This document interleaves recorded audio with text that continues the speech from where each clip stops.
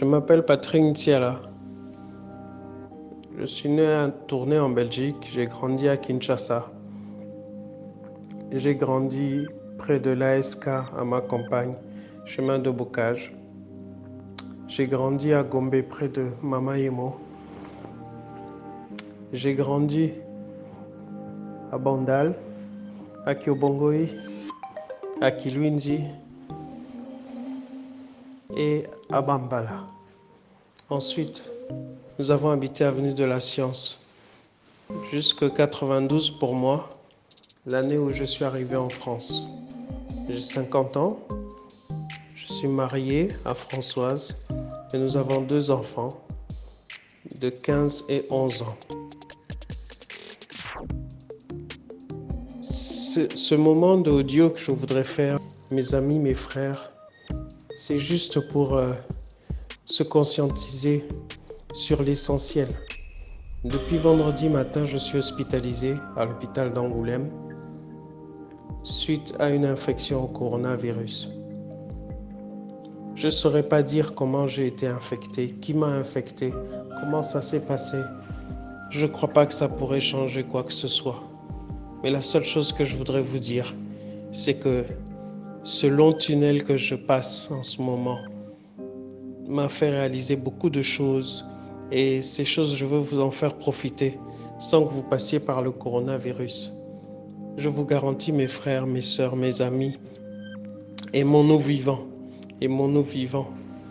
Pendant que nous sommes encore là, que nous avons le souffle de vie, c'est là que nous devons garder l'essentiel des choses de la vie.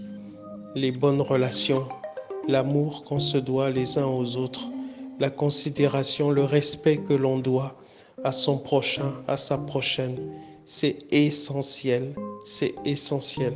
Parce que quand tu te retrouves dans une chambre d'hôpital ici, j'expliquais à Thierry, mon frère, je suis dans ma chambre d'hôpital, je fais 6 pas pour aller jusqu'à la fenêtre et j'ai besoin de 1 heure pour pouvoir récupérer. C'est quelque chose d'inédit. J'ai jamais vécu ça de ma vie. Un tel degré de fatigue. Lorsqu'on nous parle de confinement, lorsqu'on nous parle de mesures d'éloignement, etc., les mesures sanitaires qui sont proposées, ce n'est pas pour nous embêter, c'est pour nous protéger. Le personnel médical nous dit « Protégez-nous en restant chez vous ». Ces hommes, ces femmes prennent des risques pour leur propre vie, pour nous soigner. Donc c'est à nous aussi de les aider en étant responsables. En étant responsables. Je vous garantis, je ne sais pas pour vous, mais pour ma propre vie, comme on dit en lingala, na teyami, ça m'a appris que la vie ne tient à rien du tout. Et je crois que c'est important de réaliser que quand tu viens au monde, c'est quelqu'un d'autre qui te lave, c'est quelqu'un d'autre qui te donne à manger, c'est quelqu'un d'autre qui prend soin de toi. Tu n'es pas autonome. Et à mon dernier souffle, quelqu'un d'autre me lavera, quelqu'un d'autre m'habillera, quelqu'un d'autre prendra soin de moi. Donc entre la naissance et la mort, pourquoi est-ce que je ferai le beau? Pourquoi je ferai le fanfaron? La vie appartient à Dieu. On n'est que passagers sur cette terre. Prenons soin les uns des autres. Mais je redis, ces mesures que le gouvernement prend, que les autorités sanitaires prennent, prenons-les vraiment très au sérieux. Excusez-moi de dire ça comme ça, mais ce corona, c'est une vraie cochonnerie. Une vraie cochonnerie. Donc, tous ceux qui sont passés par là, ils savent de quoi je parle. Et aujourd'hui, je vais mieux. Je n'ai plus besoin d'assistance respiratoire. Peut-être que dans le courant de la semaine ici, je vais sortir.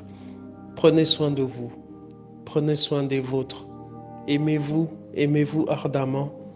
Et ayez du regard, ayez de l'égard pour votre prochain. C'est un humain comme vous. C'est un humain que Dieu aime aussi. C'est un humain que d'autres aiment et d'autres comptent sur lui aussi.